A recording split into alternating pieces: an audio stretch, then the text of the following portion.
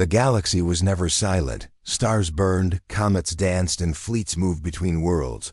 But on this day, the void itself seemed to hold its breath. Somewhere far from the core worlds, at the edge of alien territory, a strange reading appeared on long-range scanners. On the bridge of the Zorathian patrol ship Glarfang, Captain Ralvik leaned forward, his silver eyes narrowing. "Report," he ordered, his voice low and sharp. "Captain," said the sensor officer, his scaled fingers dancing over the glowing control pads. "We are picking up something. Large, very large. Speed is beyond our known engine types. Power readings are impossible." Ralvik frowned. The Zorathian Empire had ruled their sector for over 2,000 years. They knew every ship design, every engine signature, every trick in space travel. And yet, this was new. "Is it ours?" Ralvik asked. "No, Captain, not Zorathian, not from any of our known allies or enemies. This thing is unknown." A cold silence filled the bridge. In space, there was no sound, but in that moment, it felt as if the whole galaxy had gone quiet to listen. The first sight minutes later, the unknown object dropped out of hyperspace. Every alien eye on the Glarfang's bridge went wide. It was a ship, a battleship, but unlike anything they had ever seen. Its dark hull swallowed light, its armor plated in strange patterns that seemed to shift as you looked at them. Towering gun batteries lined its sides, each weapon larger than a Zorathian fighter craft. "It's huge," whispered the weapons officer. "Record size. 3 times larger than our dreadnoughts," said the sensor officer, his voice almost shaking. "Mass density off the scale. And, Captain, its weapons are active." The Glarfang's crew felt an old fear, a primal one. Somewhere in the buried memories of the galaxy, in the stories told to frighten hatchlings, there had been whispers about a race from a small blue world. A race that never knew when to give up. A race that, once angered, would fight until the stars themselves went dark. But those were only myths, weren't they? A whisper across the galaxy. Within hours, the sighting spread. Encrypted messages jumped from ship to ship, world to world. In the shining towers of the Vernithi Union, in the crystal domes of the Siren Collective, in the deep oceans of the Arkoon hives, leaders gathered in fear. The humans have arrived. Some refused to believe it. Humans were an insignificant, pre-hyperdrive species, or so the galaxy thought. No one had seen them in the core systems. They lived on a single planet, Earth, far from the trade lanes. They had no seat in the great councils, no voice in the affairs of the stars. And yet, here was a ship. Not a small exploration vessel, not a fragile diplomatic craft. A battleship. Inside the Titan on board the human warship USS Titan, the bridge was calm but tense. Captain Elias Grant stood at the center, his hands resting behind his back. His dark uniform bore no medals, no decorations, only the simple insignia of Earth's defense fleet. His eyes scanned the displays, reading the same data the aliens had seen, but from the other side. Zorathian patrol. 8 light minutes away, reported Lieutenant Park, her voice steady. They've already sent transmissions. We're being scanned from multiple angles. Good, said Grant. Let them look. Let them wonder. Around him, the crew moved with quiet efficiency. Some were veterans from Earth's planetary defense forces. Others had never left the solar system before this mission. But all of them knew what this ship meant and why it had been built. The Titan was Earth's answer to a question the galaxy didn't know it had asked. It was a message written in steel and plasma. We are here now. And we are ready. The mission. No one spoke of the Titan's official orders were simple. Exploration beyond human-claimed space. Unofficially, however, there was more. Earth's intelligence network had intercepted fragments of alien communications. Talk of a coming threat, something ancient and destructive. The details were unclear, but one thing was certain. The great powers of the galaxy were afraid. and Earth had decided not to wait to be invited into the conversation. Instead, they had built the Titan in secret, launched her in silence, and now, here she was, stepping into the galaxy like a hammer falling on glass. First contact. Of a kind on the Glarfang, Captain Ralvik's officer turned in shock. "They've locked weapons on us, Captain." Every Zorathian instinct screamed to fire first, but Ralvik hesitated. Something about the way this massive ship moved, slow, deliberate, confident, made him pause. "Send a hail," he ordered. "On all channels?" "Yes, and add the highest security clearance code. If the stories are true, they will understand." The hail went out, crossing the silent space between the ships. On the Titan, the alien signal appeared on the COM panel. Strange guttural tones filled the bridge. Then suddenly, the computer translated. "Unknown vessel. Identify yourself. State your purpose." Captain Grant allowed himself the smallest smile. "This is Captain Elias Grant of the Earthship Titan. We are here to talk." The galaxy watches. The transmission was recorded, repeated, and sent across half the galaxy. Worlds stopped to listen. Some feared the humans were here to conquer. Others thought they were here to beg for protection. No one guessed the truth. Inside a hidden meeting chamber in the Vernithi capital, the High Council debated. "They have come too far, too fast," said one elder. "We must destroy this battleship before they learn too much." "Destroy it?" Another scoffed. "Do you see the readings? That ship could break our fleets in half before we close the distance." "So what then? Invite them to our worlds?" "No, watch them. Learn from them, and hope. They are not here for war." Shadows in the dark hours later, as the Titan moved deeper into Zorathian space, hidden ships began to follow. Some cloaked, some using asteroid fields for cover. The humans saw them. They said nothing. On the bridge, Lieutenant Park frowned at her console. "Captain, we're picking up a strange signal. Multiple layers, different languages, all overlapping. It's not Zorathian." "Play it," said Grant. A low, almost whispering voice filled the air. "We have been waiting for you." Every human on the bridge froze. The voice continued. "If you value your world, turn back." Then silence. No trace of where the signal came from, no origin point. Just emptiness, tension at the edge. Titan slowed near the border of a massive star system. Its primary world shone like a jewel, rings of trade stations orbiting above it. Zorathian defense fleets were already moving into position, not to fire, but to block entry. "Captain," said Park, "we're being hailed again. This time, it's the Zorathian High Command." Grant nodded. "Put them through." A tall, scaled alien appeared on the main screen, armored in ceremonial gold. "Human vessel, you have entered sovereign space. State your intentions, or you will be escorted out." Grant didn't flinch. "We're not here to claim your worlds. We're here to find someone." The alien commander's eyes narrowed. "Find who?" Grant's gaze was cold and steady. "I don't know their name, but they know ours." The moment that changed everything, the word spread like fire through the alien networks. "The humans are looking for someone." Theories exploded. Spies, assassins, lost explorers, ancient enemies. But no one knew the truth. On board the Titan, the crew prepared for what came next. In the hangars, fighters were armed and ready. In engineering, reactor teams pushed the engines to maximum readiness. In the command room, Grant studied the star maps, tracing a route into deep, unclaimed space. "Captain," Park said quietly, "if we go there, we'll be beyond any treaty zone. No backup, no allies." Grant didn't look up. "That's fine. We're not here for allies."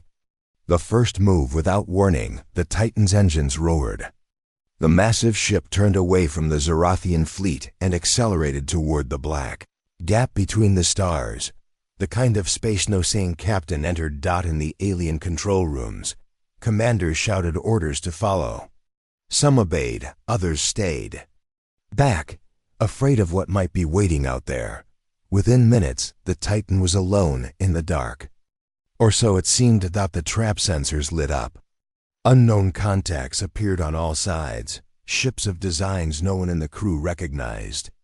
They moved fast, closing in, weapons charged. Cloaked ships, Park said, her voice tight. At least a dozen. Maybe more. Grant stood still for a long moment, watching the display. Then he spoke. Helm, stop engines, hold position. The alien ships didn't fire. They simply surrounded the Titan, their strange hulls glowing faintly in the darkness. Voice came over the comm. Not Zorathian, not any known language. The translator struggled, then produced a single chilling sentence. You have passed the threshold. You will be tested. Grant's eyes narrowed. Tested? How? The voice gave no answer. The alien ships shifted, forming a corridor of light leading deeper into the void. The last seen, the crew of the Titan looked to their captain. What do we do? Park asked quietly. Grant's answer was calm, almost steady, but his eyes held a spark that could burn worlds. We go forward. The Titan's engines came alive again, and the great battleship moved into the corridor. The alien ships closed behind them, sealing the path back. Somewhere in the dark, unseen watchers observed. And the galaxy, once again, held its breath. The USS Titan moved slowly through the strange corridor of light. Alien ships flanked both sides, their hulls glowing faintly like deep-sea creatures, guiding prey into darkness. No one on the human bridge spoke. The sound of the engines was steady, but every heartbeat felt loud in the crew's ears. Lieutenant Park checked her scanner for the 100th time. Captain, still no match in our database for these ships. Hull composition is unknown. Energy readings are unstable, like they're phasing in and out of normal space. Captain Grant's voice was calm. Keep scanning. If they wanted to kill us, they would have fired by now. Maybe they're taking us somewhere worse, muttered Ensign Vega from the weapons station. Grant didn't answer. His eyes stayed on the glowing corridor ahead, a path that seemed to stretch endlessly into the dark. A transmission without a source. The voice came without warning, not from the alien escorts. Not from any single point. It was everywhere. Human vessel. You have been seen. You have been chosen. The words echoed in every language the crew knew. English, Mandarin, Spanish, Russian, all at once. It was as if the speaker was in each mind separately. Park swallowed. Captain, I don't like this. Grant finally spoke. Where are you taking us? The voice replied, to the place where the galaxy's fate was decided once before, and will be decided again. Whispers spread like fire while the Titan was being led into the unknown. The rest of the galaxy was already buzzing. In the crystalline towers of the Siren Collective, high-pitched voices argued over what the humans had done. They walked straight into an unknown fleet. Cried one elder. This is madness. Or bravery, said another. Do you forget the old records?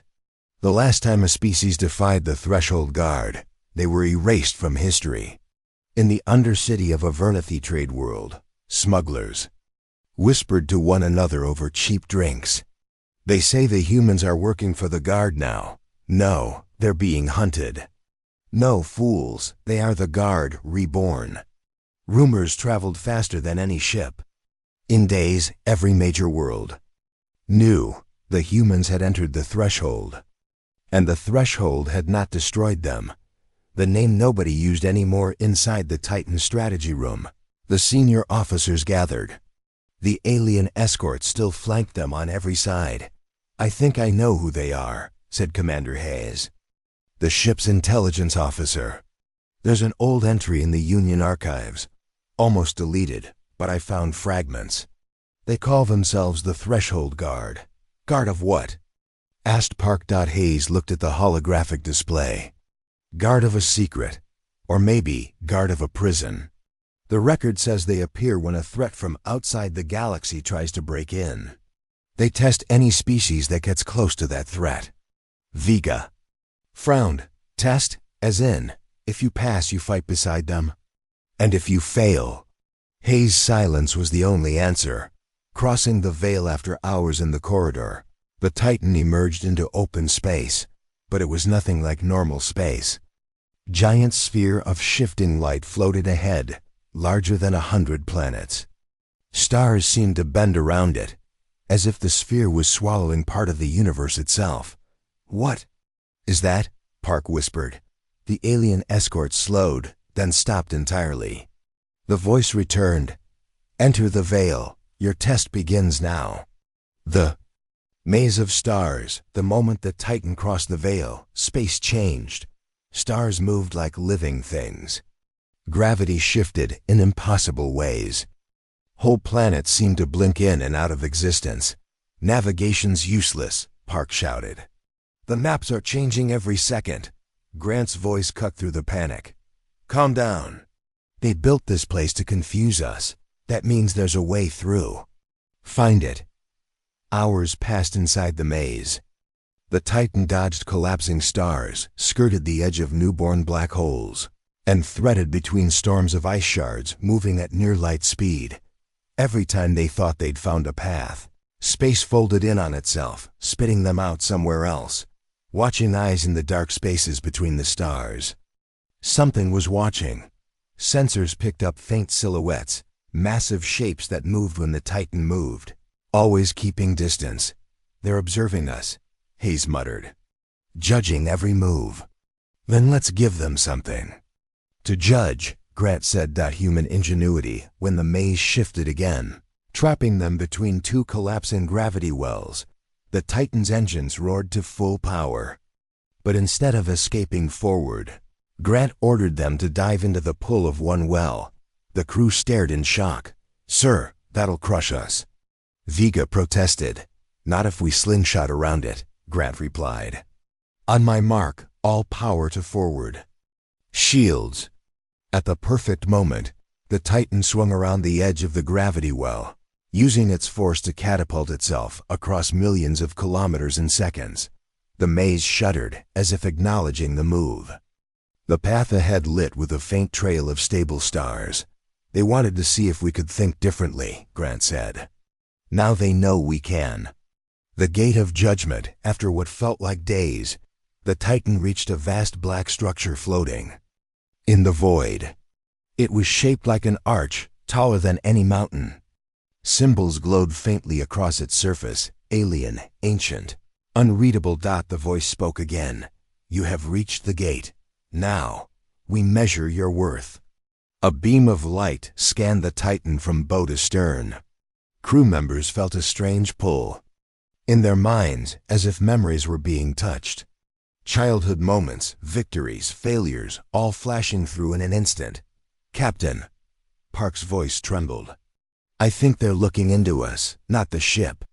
The verdict. The beam faded. The voice returned, quieter now.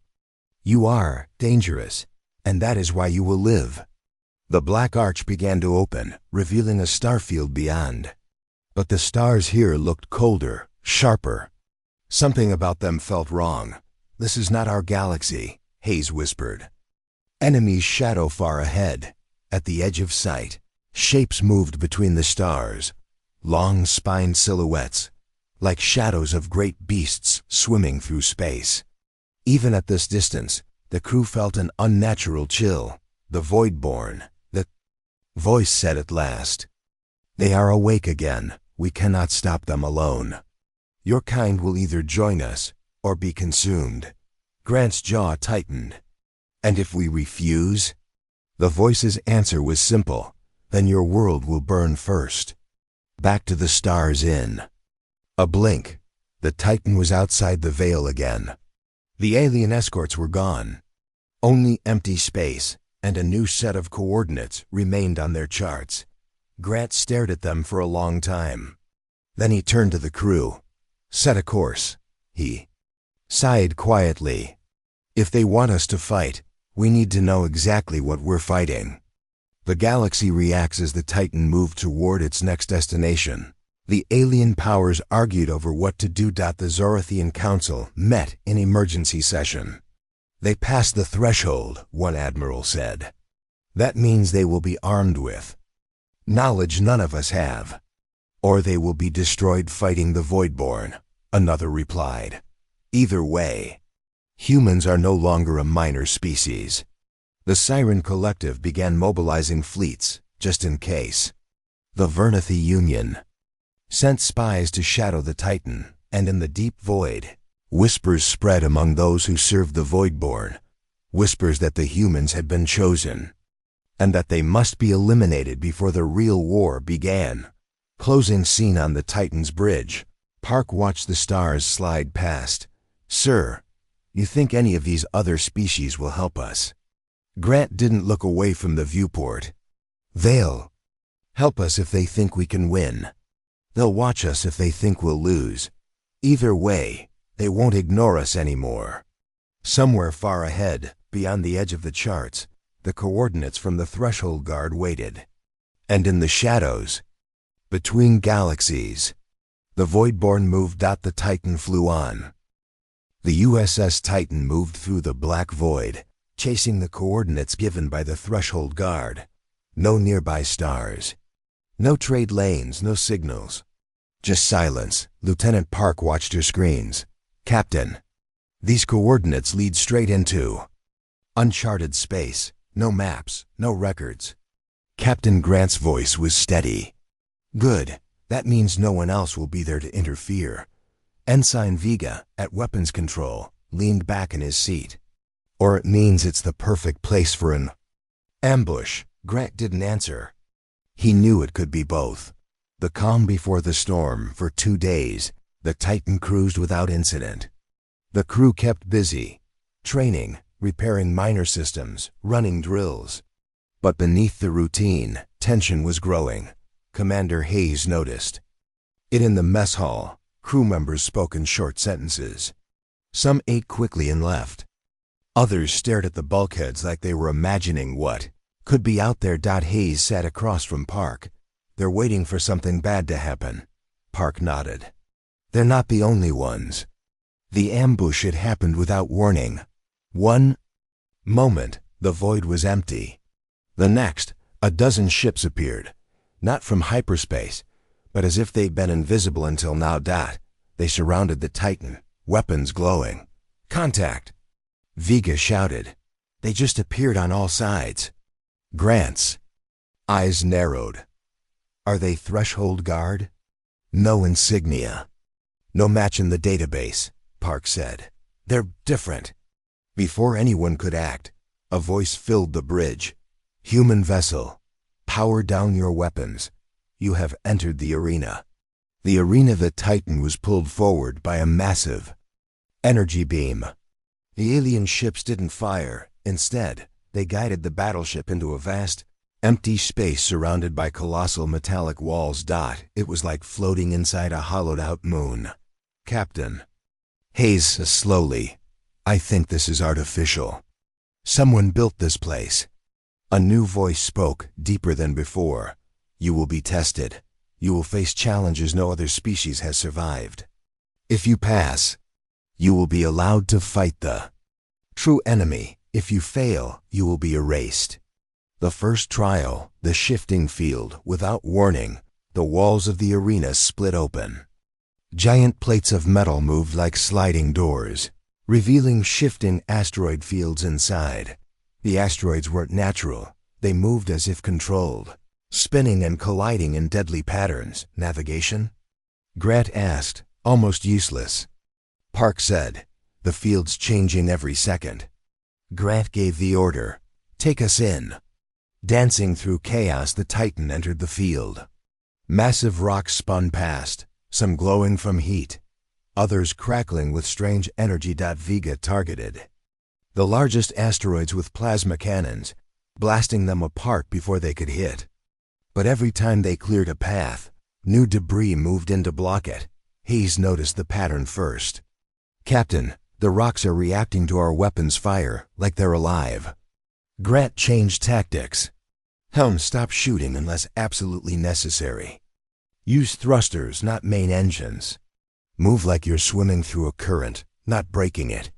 Slowly, carefully, the Titan weaved through the chaos. The asteroid field grew thinner, until they emerged into open space again. The second trial. The Ghost Fleet. The moment they cleared the field, dozens of warships appeared, each one identical to the Titan. Same design. Same weapons. Are those copies of us? Vega asked. They're projections, Park said. But their weapons are real. The Ghost Fleet moved in perfect coordination, surrounding the Titan. Grant gave the order. All power to forward. Shields, find their weak point. Fighting themselves, the ghost ships fought like humans, unpredictable, aggressive, adaptive. Every time the Titan tried a maneuver, the copies matched it. They're reading our playbook, Hayes said. They know our moves, Grant thought for a moment. Then let's give them something that's not in the playbook. He ordered the ship to power down weapons entirely and drift. The ghost ships hesitated. In that pause, the Titan spun its bow toward the weakest part of the formation and fired every weapon at once. The blast tore a hole through the ring of ships. The Titan surged forward, escaping the trap. The final trial, the eye of the storm. The arena shifted again, the walls spinning until a single massive vortex opened at the center. It's a gravity well, Park said, her voice tight. Stronger than any black hole we've seen. It's pulling everything in. Floating in the pull were fragments of alien ships, wreckage from those who failed the test. We can't escape it, Hayes said. We have to go through it. Into the vortex, Grant ordered all engines to full power. The Titan plunged toward the vortex, shields glowing bright from the stress. Debris slammed against the hull, alarms blared, but the battleship kept going. Steady. Grant said quietly. At the vortex's core, space bent so violently that stars appeared and vanished in flashes. Then, in a sudden burst of light, the Titan shot through to the other side. The arena was gone. They were back in normal space. The verdict, the voice returned. You have passed. You are dangerous. You are unpredictable. You will fight beside us. Grant looked at his crew. And if we refuse, then your kind will stand alone against the Voidborn. And you will fall. The transmission ended. A set of new coordinates appeared on the screen, deeper into unclaimed space, watching shadows as the Titan prepared to move on.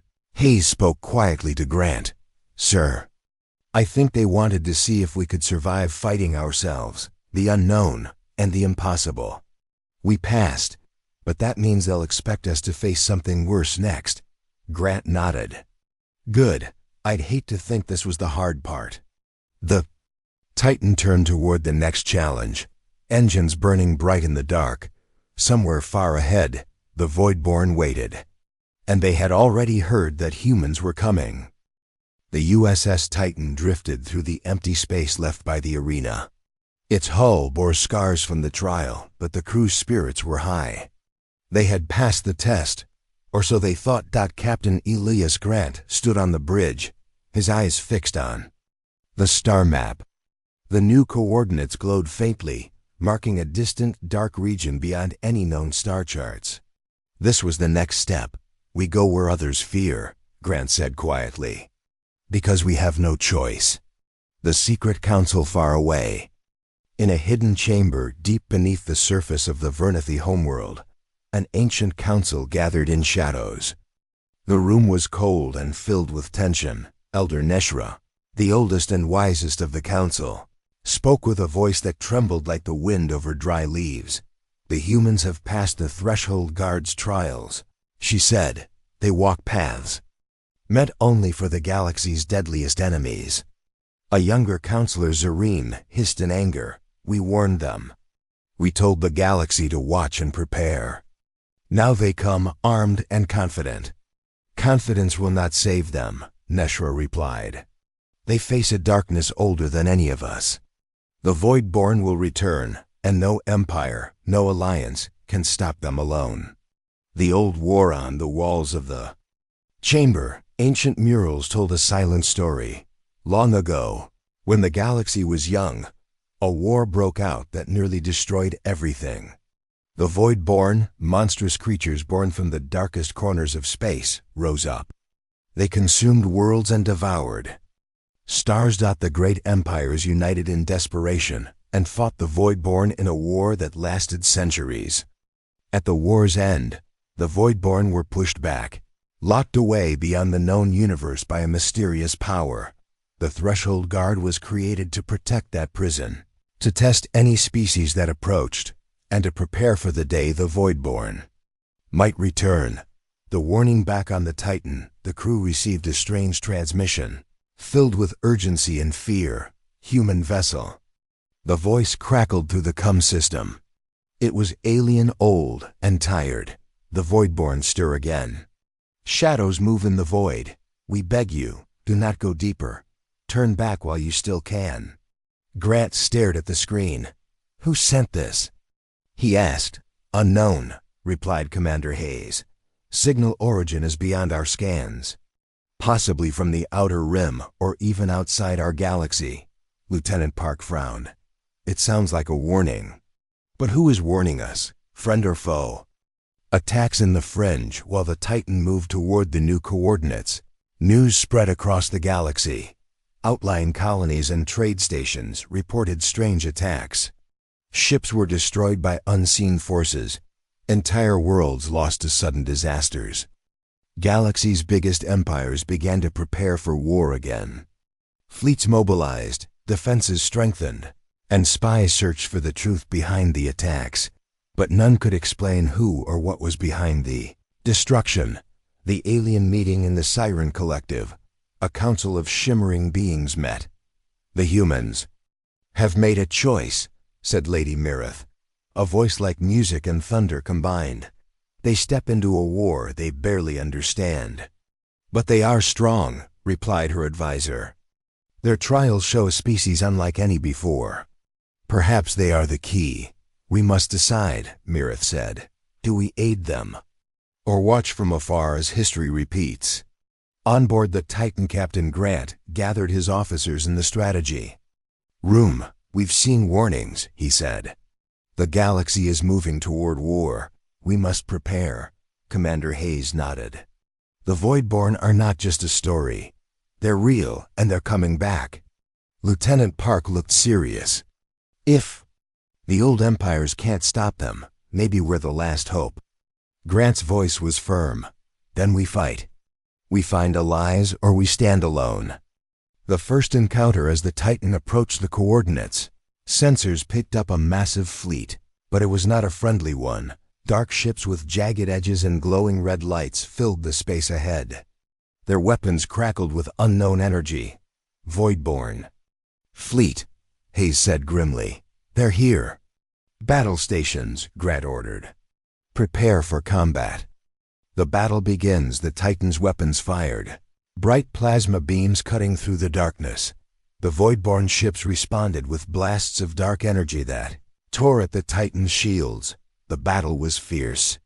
The crew worked with precision and bravery, shields holding at 60%, Park reported. We can't last long at this rate. Unexpected help. Just as the battle seemed hopeless, a fleet of shining ships arrived, Siren Collective warriors. Sleek and powerful. They joined the fight with graceful but deadly precision. Together, humans and Siren pushed the Void-born back. Aftermath, the Void-born retreated into the dark. But the cost was high. The Titan was badly damaged. Many crew members were injured. Captain Grant looked at his crew with pride. We survived the first strike. Commander Hayes added, but the war has only begun. A new alliance in the days that followed.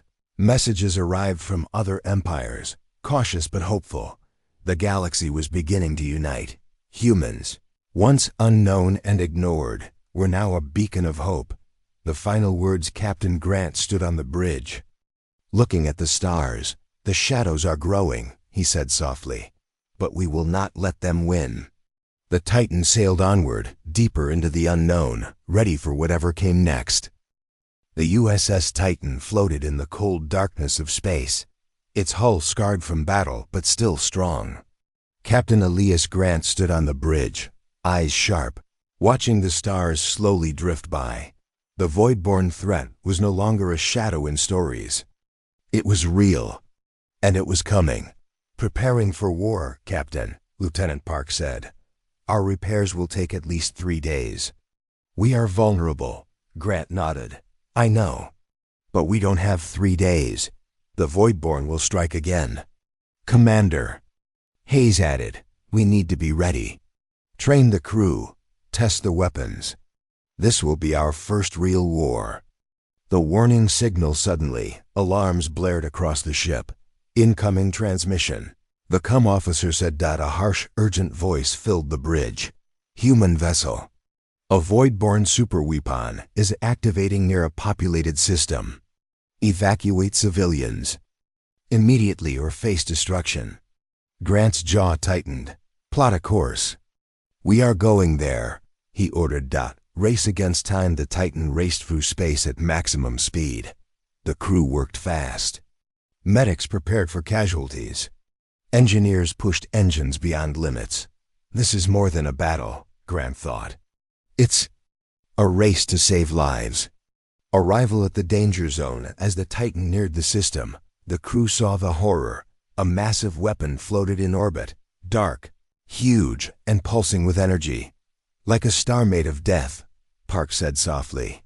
The weapon was charging. Its energy grew brighter, ready to unleash destruction. The Voidborn fleet returns from the shadows. Voidborn ships appeared, guarding the superweapon. They attacked immediately, firing bolts of dark energy. The Titan shields flared under the assault. Battle stations fire at will. Grant ordered. The ship's weapons opened up, plasma beams cutting through the enemy fleet. The battle was fierce. Voidborn ships were fast and deadly. Human bravery, despite being outnumbered. The crew fought with courage. "Hold the line," Grant shouted. Lieutenant Park piloted the ship with skill, dodging attacks and positioning for counterstrikes. Unlikely tactics when the Titan's weapons ran low on power. Grant ordered a bold move.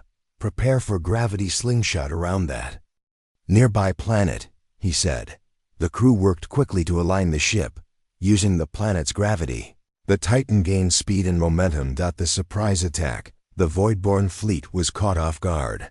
The Titan surged forward, firing its full arsenal. Several enemy ships exploded. The turning point. The superweapons. Energy began to destabilize. The Voidborn fleet started to retreat. "Keep pushing," Grant ordered. The crew cheered as their attack succeeded. Heavy costs, but victory came at a price. The Titan was badly damaged. Several crew members were injured. The ship's systems struggled to stay online. After the battle, in the quiet after the fight, Grant gathered his crew. "We showed them what humans can do," he said. "But the war is not over." Commander Hayes added, "The Voidborn will return, stronger." New hope. As the Titan limped back to a safe station, messages arrived from other empires. Some sent help. Others watched silently, but all knew humans had changed the galaxy's future. Closing scene. Captain Grant stood alone on the bridge. He looked at the stars, thinking of the battles ahead. "We will fight," he whispered, "and we will win." The USS Titan drifted silently in space, the battle scars on its hull glowing faintly under distant stars. Captain Elias Grant stood on the bridge, eyes focused on the endless black. The galaxy was watching, waiting, hoping. The quiet before the storm. For weeks, the Titan repaired and trained. Every crew member knew the war was far from over. "We can't stop the Voidborn alone," Commander Hayes said in the strategy room. "But we can show the galaxy what humans are made of." "Lieutenant," Park agreed. "They've never faced an enemy like us before." Grant nodded. "Then we give them a reason to fear." The galactic summit across the stars. The great empires called a meeting. The galactic summit, to discuss the void-born threat and humanity's role. Representatives from the Zerathian Empire, Siren Collective, Vernithi Union, and others gathered in a massive space station, orbiting a neutral planet. The chamber buzzed with tension at an unexpected arrival as the summit began. A sleek human diplomatic ship entered the station's dock. Captain Grant walked in, flanked by his officers. The room fell silent. Many had doubted humans before. Now they were here to lead. The warning Grant addressed the assembly. The Voidborn are no myth. They are coming back. Faster and stronger than before. We cannot wait. Some delegates whispered, some scoffed. Why trust humans? Asked a Zorathian elder. You are new to galactic politics. Grant's voice was steady. Because we fought the first battle. Because we survived. The call for unity. Grant proposed a plan. A united fleet to stop the Voidborn before they reached the core worlds. Slowly. Some empires nodded. Others hesitated. Old grudges and rivalries still ran deep. Shadows of doubt in the quiet halls. Spies and diplomats whispered. Humans seek power. One said, they want to control us, said another. But others saw the truth. First test before the summit ended. Alarms rang out. A Voidborn scout fleet appeared near the station. The assembly watched as human and allied. Ships launched to meet the threat. Battle in the stars. The fight was fierce. Voidborn scouts were fast and deadly. The Allied fleet held strong, led by the Titan and its brave crew. The cost of warships exploded. Crews fell. The battle showed the galaxy the Voidborn strength, and the price of resistance. The turning point with human tactics and alien strength combined. The fleet pushed the Voidborn back. Cheers and relief echoed through the station. New alliance forged. The summit closed with a historic agreement, the Galactic Defense Pact. Humans were named commanders of the front line, preparing for the final battle back on the Titan. Preparations began. We have the galaxy behind us now. Park said, but the Voidborn will not wait. Grant's eyes burned with determination. We will meet them head-on. The calm before the storm, the crew trained harder than ever. Every weapon tested. Every system prepared. The final words. Captain Grant stood on the bridge, looking out at the brook of stars. When the galaxy held its breath, he whispered, humans answered the call. The Titan moved forward into the unknown, ready for the war that would decide the fate of all.